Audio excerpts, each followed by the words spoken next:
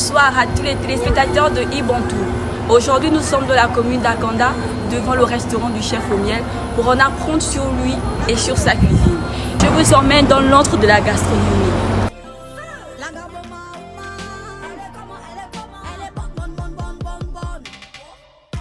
Si tu l'aimes, faut liker.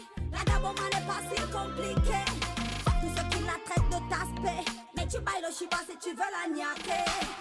Dans le kaya si tu like le code. Drop dans ma capitale, on a la côte. Si t'as pas le niveau, bébé, c'est pas de ma faute. Elle est jolie, photo, sexy. La gaboma est jolie. La gaboma guiale. La gaboma, elle est comment, elle est comment. Elle est bon. La gabonaise girl. La gaboma guiale.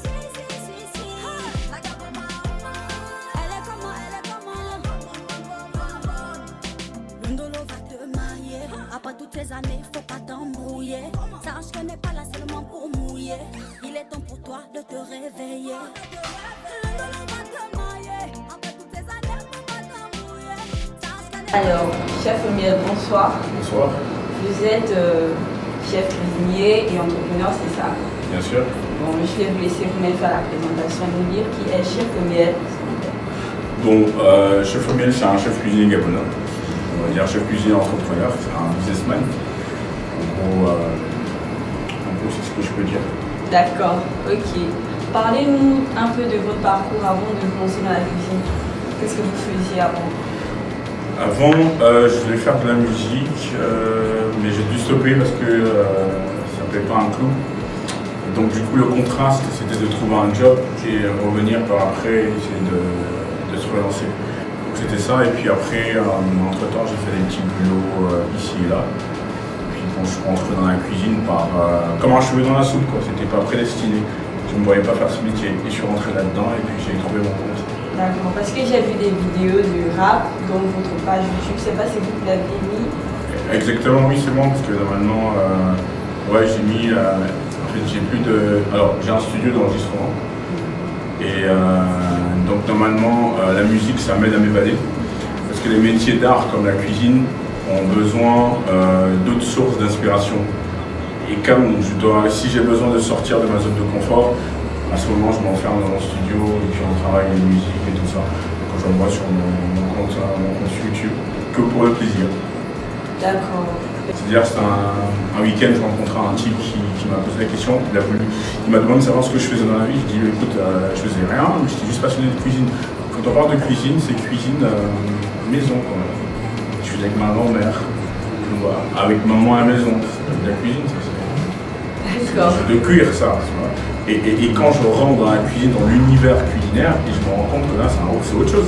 C'est un autre niveau, quoi. Ça n'a rien à voir. Et franchement, on va dire, il y a plus de 15 ans, ça fait 17 piges que je suis dans le métier, mais il y a plus de 17 ans, si on m'aurait dit que je finirais cuisinier, peut-être que j'aurais pété un câble. D'accord. Et où est-ce que vous puisez votre inspiration, les recettes? Parce que j'ai vu que vous déconstruisez les recettes et vous essayez de... Voilà, exact. Alors, la petite histoire, j'ai commencé par, comme je disais, cuisiner avec ma grand-mère, parce que j'ai vécu à Libreville et à un moment donné, j'ai dû quitter la capitale pour me rendre en province. Et quand tu fais ça à un moment donné dans ta vie, tu comprends que quand tu es au village, le supermarché, c'est la tentation. Et donc celui qui part au champ, c'est celui qui a un repas garanti à 15h. Ouais. Parce que 16h, 17h, c'est l'heure à laquelle on mange quand on sort du champ. Ou sinon 18h si on a traîné les pas et tout ça. Et donc du coup, là normalement j'apprends le respect, le partage équitable, parce que ma grand-mère, quand on sortait des champs, elle savait le partage équitable, savoir que tel enfant doit manger tel ou tel grammage par rapport à un autre. Et puis après ça, j'ai appris le respect du produit, parce que quand tu fais 15 km avec un panier dans le dos, t'as pas envie que ce produit finisse à la poubelle. Donc là, tu apprends ce qu'on appelle le respect du produit. Et puis, quand je rentre dans l'univers culinaire, j'apprends une cuisine extérieure, à la nôtre. Et je me dis, attends, c'est pas ça qui m'a donné envie de préparer. Ce qui m'a donné envie de cuisiner, c'est le partage équitable, c'est le respect du produit, ces notions qui m'ont été léguées par ma grand-mère. Donc aujourd'hui, rendre hommage à cette personne, ce serait de faire un retour aux sources. Donc vu que je suis Pounou et que je ne peux pas prétendre, moi, être l'ambassadeur de la cuisine gabonaise en me fixant sur les bases communes, j'ai dû faire le tour du Gabon pour apprendre des recettes traditionnelles dans les secrets sur les pour le grand-mère. J'ai fait 9 provinces du pays, j'ai dormi dans 3 commissariats parce que j'avais une mallette de 50 couteaux et à chaque contrôle on me prenait pour un tueur en série. Et c'était à l'époque où les crimes rituels fonctionnaient de dingue. Et dans mon sac, j'avais quoi? Un désosseur qui sert à extraire la chair des os. D'accord, et j'ai vu que vous êtes une grande amoureuse de la nature et que la nature est une partie intégrante de votre cuisine. Est-ce que c'est parce que vous avez amené là pour l'habitude d'aller en plantation avec votre grand-mère que vous gagnez cet amour-là pour la cuisine? Pas forcément, parce que j'estime que la nature, c'est ce dont on va dire, comme notre organisme a besoin à chaque période de l'année. Donc je pense que bien se nourrir, c'est écouter, savoir une parfaite lecture une lecture de la nature. C'est-à-dire que par exemple, on a des saisons de mangue, d'ananas. Actuellement, on a le chica, c'est la saison du chica, la tanga. On a quoi d'autre? L'ananas vient de passer. Donc on a différents produits actuellement. Donc c'est le moment idéal pour consommer ces produits. Pourquoi? Parce que la nature sait ce dont on a besoin. Donc elle nous, on va dire quoi, met sur une table ce dont on a besoin au moment où il faut. Donc du coup, moi, dans mon métier, je me dis, pourquoi essayer de cuisiner des produits qui ne sont pas dans le temps? Parce qu'un produit qui n'est pas dans le temps, ça a un corps sans vie. Et si on cuisine, on consomme des produits, des corps sans vie, à ce moment, est-ce qu'il y a une différence entre un zombie et nous? Non, il n'y a pas de différence. Et il faut comprendre qu'on mange pour se nourrir et non pour s'engraisser. Et manger pour se nourrir, c'est manger les nutriments que la nature nous donne pour le bon fonctionnement de notre organisme. Lorsque vous mettez en cuisine, cet ingrédient ne manque pas parce que vous avez forcément besoin de cela. Alors, comme je disais, je suis amoureux de la nature, donc elle est aléatoire. Donc, du coup, je suis comme un bon papa. Il ne va pas dire qu'il aime un junior plus que Michael, quoi. Ça ne fonctionne pas. Je suis un bon cuistot, je suis un bon gourmand, j'aime tous les produits comme les enfants et j'ai pas de préférence. Parce qu'avoir une préférence, c'est rester piégé dans une zone de confort. C'est-à-dire si j'ai pas tel produit, je ne peux pas faire une bonne cuisine. Non, ça ne fonctionne pas comme ça. Moi je suis comme je suis un artiste, je fly.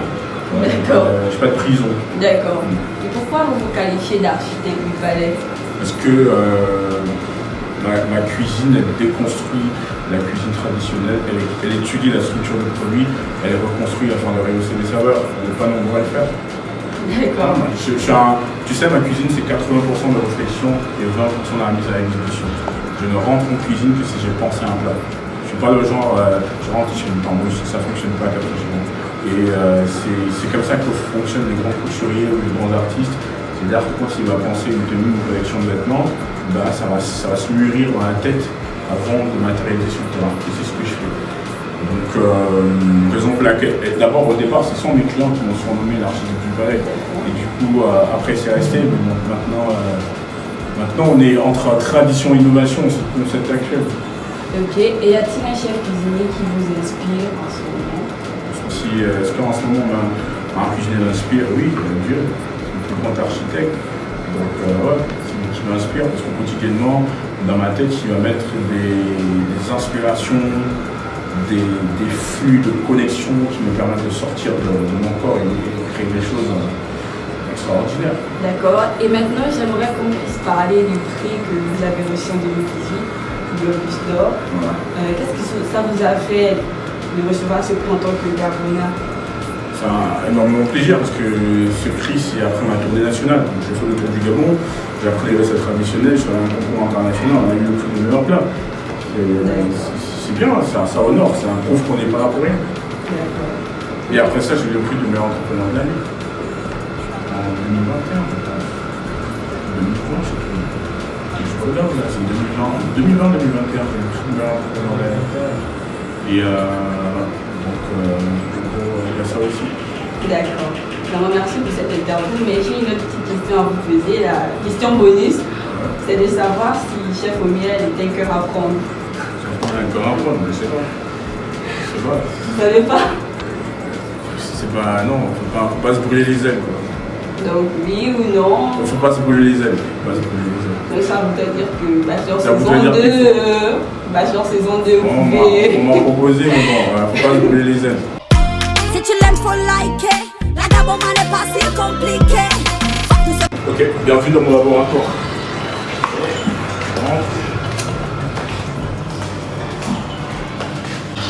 Alors, là c'est le petit marché, d'accord. On va commencer par ici. On commence par là. Alors, ça, c'est des épinards de forêt. D'accord. Pousse naturellement. Ça, c'est le zèle de forêt également. C'est quoi la particularité avec le zèle de forêt? Ce sont les alvéoles sur les parents. D'accord. Pourquoi? Parce qu'en fait, on partage avec la nature. Et si tu vois le zèle avec une couche fine sans trou, bah, c'est des pesticides. D'accord. Là, on reconnaît le zèle en bonne santé. Pourquoi? Parce que l'objectif en agriculture ou dans tout ce qui est nature, c'est le partage. Le partage réciproque, c'est-à-dire qu'on partage avec les animaux et tout ça. Quand on met des engrais, ça empêche les animaux de bénéficier des plaisirs de la nature. Ça, c'est un produit que tu ne connais pas. Ça, c'est un produit qui va. Ok. C'est le chapeau rouge, tête rouge. D'accord. C'est un légume qui, dans le temps, était cuisiné et qui possède des grosses vertus curatives. Franchement, c'est un autre niveau. C'est le top, ça. Tu vois, ça possède de grosses vertus curatives et c'est très bon. Ensuite, tu as ça. Ça, c'est du caviar. Hein, c'est comme un aubergine, mais c'est pas de l'aubergine. C'est du caviar. Là, tu es sûr de la sucrosité, une légère valeur acide. Tu prends un truc. C'est sucré. Ça, tu connais à ton gars. Ça aussi, tu connais pas. Bon, ça, c'est une branche du caviar qu'on a récupéré pour essayer de planter en ville et pour voir si ça fonctionne. Alors, ça, tu connais pas. Ça, c'est un légume, ça s'appelle malamito. Ça, c'est en poule, comme ça qu'on appelle, c'est super bon. Ça fonctionne avec la viande fraîche, avec voilà. Ça, c'est également un médicament. Non, je te raconte, c'est un légume. Mais on appelle ici émou. Pourquoi? Pour la simple et bonne raison, c'est pas qu'un simple légume, quoi. C'est un produit qui te nourrit direct. Ça également, c'est pareil. Bon, ici, c'est la torche antigène qu'on a récupérée sur une vidéo de Koumé. Donc là, alors, à côté de ma plantation, il y a celle de ma grand-mère. Elle a une variété de maïs super excellent. Alors, c'est un truc de dingue. Bon, c'est quelque chose avec une belle palette. On est sur différentes textures. Là, c'est un truc unique.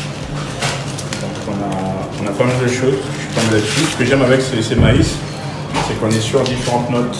Et chaque couleur apporte une texture en bouche. Tu vois, voilà. Ça c'est un chef-d'œuvre. Tu vois. Quand la nature t'offre un truc comme ça, bah, c'est juste magnifique. T'as vu? Palette.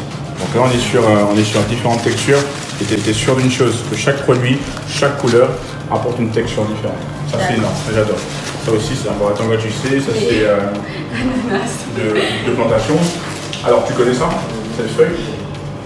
Bah, c'est la feuille qu'on fabrique du manioc. Ouais, mais tu connais son nom? Non. Rectien, feuille de marron tassé. C'est son nom scientifique. Donc, si tu pars au Cameroun, en Côte d'Ivoire ou en France, tu dis feuille avec laquelle on attache le manioc, on ne connaît pas. En Côte d'Ivoire, ils appelaient ça feuille d'atchoké. Mais son nom international, c'est marron tassé. D'accord? D'accord. Ça, tu connais?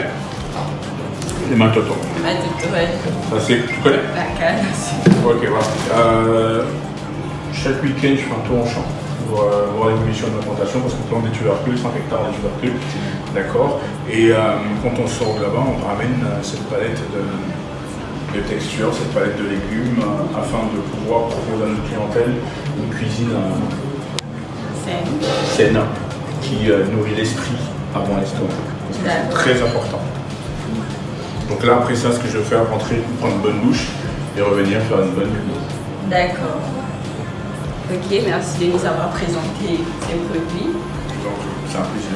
Quant à moi, tout ce que j'ai à vous dire, c'est soyez heureux, la vie est belle. D'accord, merci. Alors, merci d'avoir regardé cette interview avec nous et on vous dit à très bientôt pour un nouveau scoop. L'ondolo va te marier. Après toutes ces années, faut pas t'embrouiller. Sache qu'elle n'est pas là seulement pour mouiller. Il est temps pour toi de te réveiller.